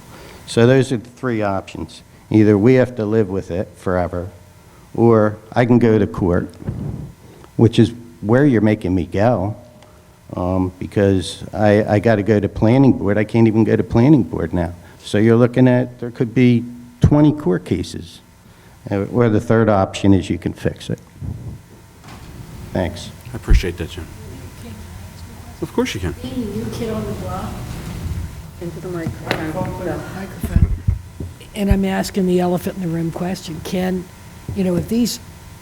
If these sites were not well documented in how they were arrived at, can we not take the sites that were not well documented and make these sites not be historic? Or does that supersede some other law?